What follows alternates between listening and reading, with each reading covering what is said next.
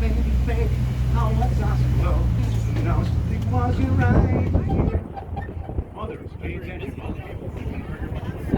Mothers, you got to be very careful with your kiss underneath the love trees. I'm not joking around. You see, mothers, if you were to kiss your young son underneath one of those trees, he will never leave the house. He'll be 40 years old sitting in your basement playing Xbox. Here is the city gates. This was the only way in and out of the city. They had a 40-foot wide moat and a drawbridge, and every time they raised the drawbridge up, if you were outside, you were trapped outside into the next morning. On the right-hand side, the oldest schoolhouse. That's called St. George Street, folks.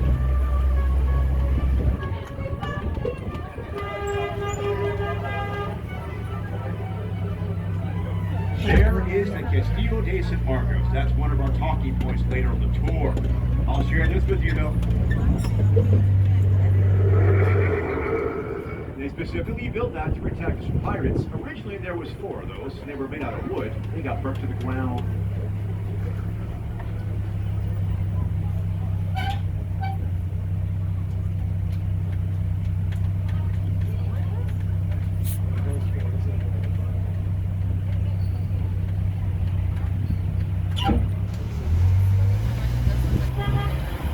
Inside of our train is our very own Pirate Museum, the largest collection of pirate memorabilia in the entire world. If you look past the Castillo in the far distance there, you can see the Atlantic Ocean. This is called the Matanzas Bay, and that is the Matanzas Inlet. There are 2 inlets, north and south. To the right of the inlet, Anastasia Island, that's part of St. Augustine. The only thing in between us and Africa is Anastasia Island right there. During the 1700s, there was a family that lived over there. Jesse Fisher. He had 10,000 acres of citrus, oranges, grapefruit, and lemon. And once upon a time, there was wild horses running free all over Anastasia Island.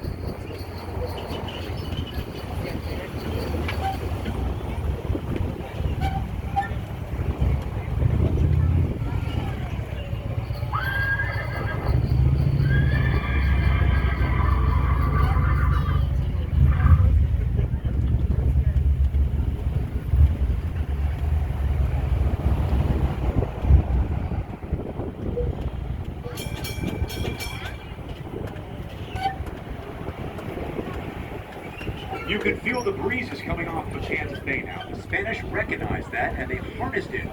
That's the reason why they built all these streets very narrow and winding. It picks up the breezes from the Kansas Bay. The trade winds, they whip right through here, cooling down all the houses naturally. Having streets that are narrow and winding like this, it also stops cannonball fire from traveling long distances. We actually had a plan. After the pirates burned the city to the ground the second time, Spain sent us a city plan. We followed it to the T when we rebuilt the city. The idea was they had the center plaza with 22 square blocks around it, with the Castillo de San Marcos to protect us and a 4-defense line wall all the way around the city. They finished building all of it in 1695, including the Castillo.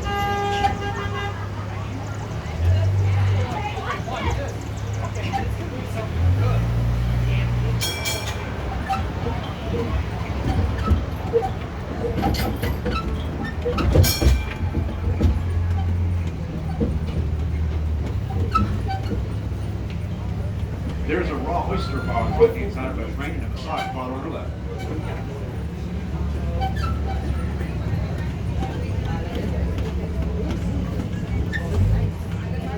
We need to do a staycation like 2 nights here, just hit everyone. Every time I come through here, it reminds me of the trench of the Death Star. I don't know why.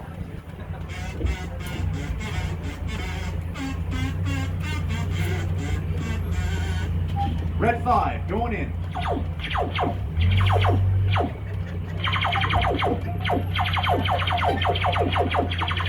Stay on target, stay on target.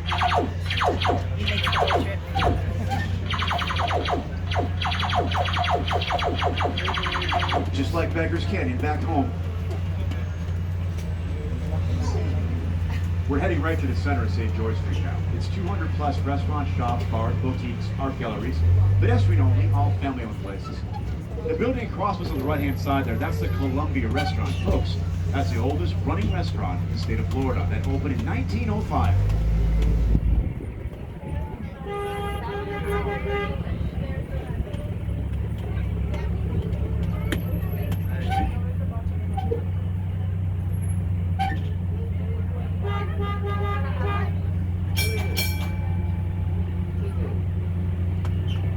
There's a beautiful garden on the right-hand side of our train. It's very special for St. Augustine. Folks, it is called the Hispanic Gardens, built back in 1965 as a tribute, showing the friendship between Latin America, Spain, and St. Augustine. This is what the gardens look like at the Alhambra Palace in Spain. You know, they only open this garden to the public twice a year, Easter Sunday and when someone is being knighted. Right in the center of the garden, there's a statue of Queen Isabella. She's wearing peasant clothes and she's riding a burro, a donkey. She was the Queen of Spain in the late 1400s. She would disguise herself as a peasant and travel through the cities of Spain. Nobody knew she was a queen. Queen Isabella was Catholic. She pushed the Catholic religion throughout Spain, pushing all the other religions out. She's the one that funded Christopher Columbus on all of his voyages. Queen Isabella.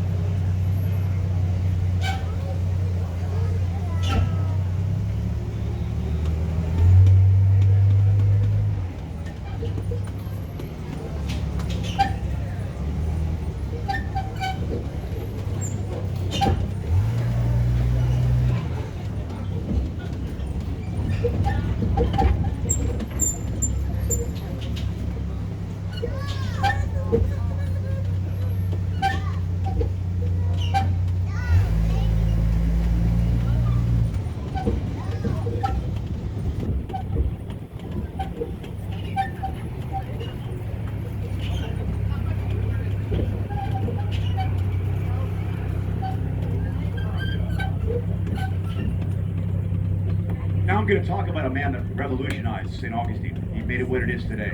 Mr. Henry Flagler. He was from Hopewell, New York, and he ran away from home at age 14, right after 8th grade. Henry Flagler had a lot of failed businesses as he was growing into a young adult. He partnership with a man named John D. Rockefeller. They started a company in Ohio called Standard Oil. They made a fortune. Henry Flagler came to St. Augustine under doctor's orders. He had a very sick first wife, Mary. The doctor said the climate here would do her well. But when they arrived, he fell in love with the city, and he dreamed of building a grand hotel here where the rich and the famous could come as a winter retreat, and he found the perfect place to build it. But he had a problem. There was a Methodist congregation at a rundown church in the ideal spot. So Flagler made a deal with them. He said, I'll build you a brand new church if you're willing to relocate. Well, they agreed. Folks, he built the Grace United Methodist Church for them, and he spared no expense. Handmade red Italian terracotta from Italy. The doors are made out of cedar, weigh over 600 pounds each. It's one of the first buildings in St. Augustine made from a brand new invention. Poured concrete. Flagler had one stipulation. He said, no bell in the church bell tower, the steeple. Yep, I'll tell you why in just a moment.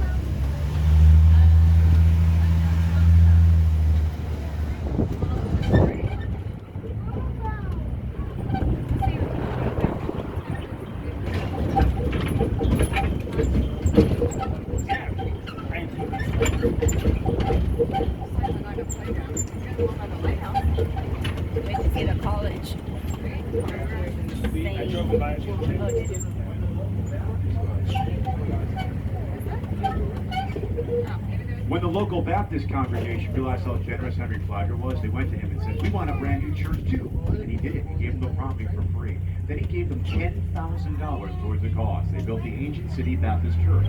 Yellow brick, very unique. You never see yellow brick. And once again, there's no bell in the church bell tower.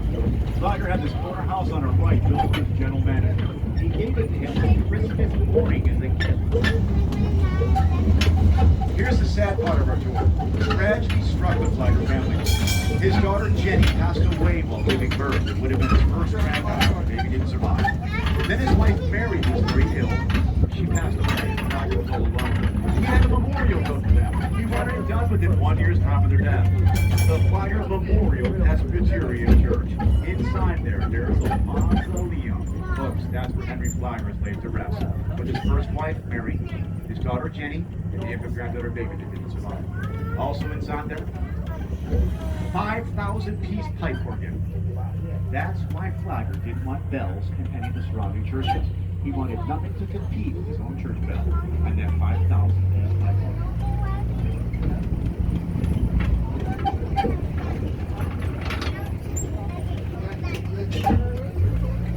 If you look back over your left shoulder, you get a magnificent view of that beautiful church.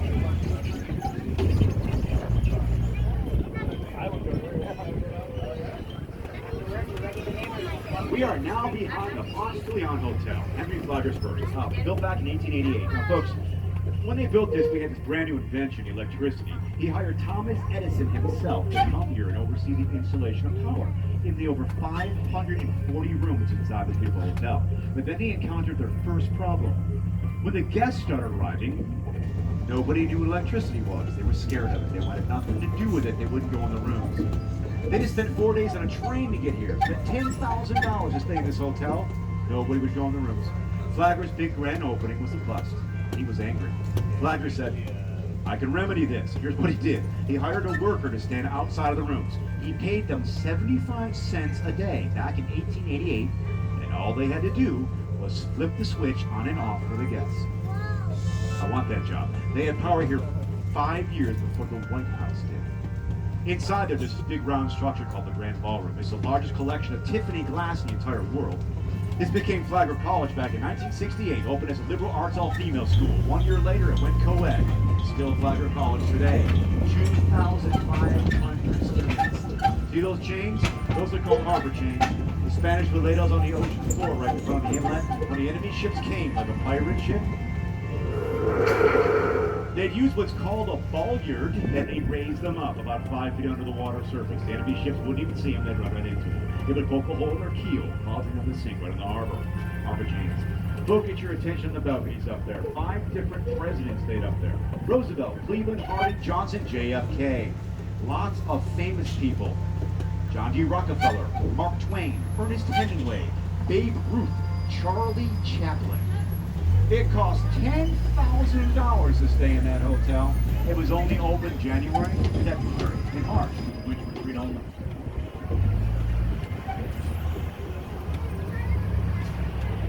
This is what the Alhambra Palace in Spain looks like. It's an exact replica of the right wing. Built back in 1883 by a hardware salesman from Boston, Massachusetts, Franklin Smith. It's the first building in St. Augustine made out of poured concrete. They used railroad ties. Franklin Smith built this as a winter retreat for his family. This was actually here 5 years before anything else was around. It's a museum now. It's still called the Villa Zareta, but now it's a museum. Inside, you can find precious arts from all over the world. The floor tiles themselves are from Spain, over 300 years old.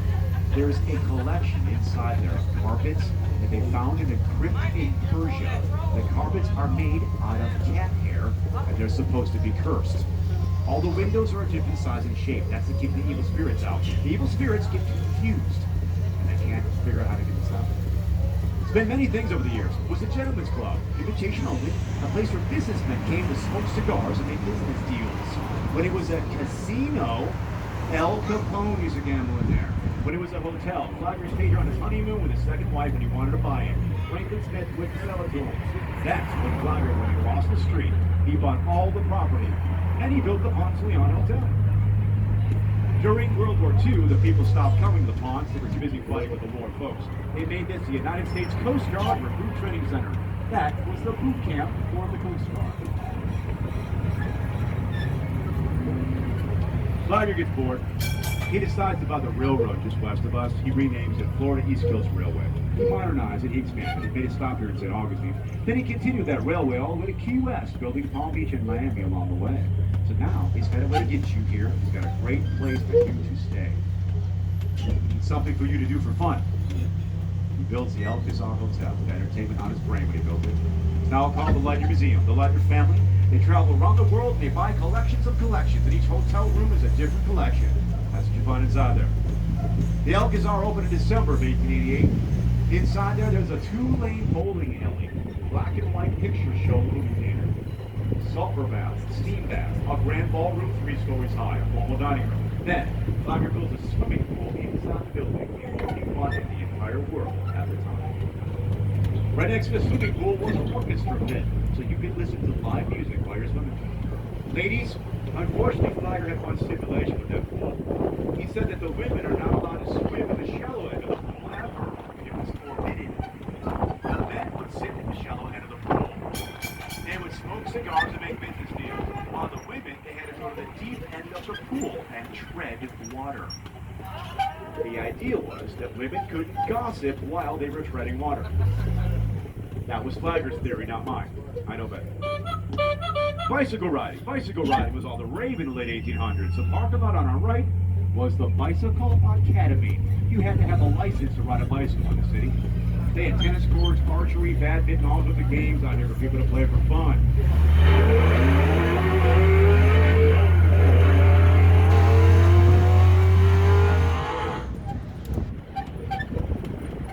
Notice all the vibrant colors. This part of our city is called Lincolnville. It is named after President Abraham Lincoln. After the Civil War, the free men came here. They were welcomed in our city. They built this beautiful community back here. Most of the people who lived here were the workers in the hotels. This is the largest collection of Victorian-style homes in Northeast Florida.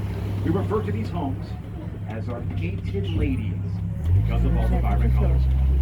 That's a restaurant. It's called the Preserved Restaurant. Thomas Jefferson's great-granddaughter used to live there.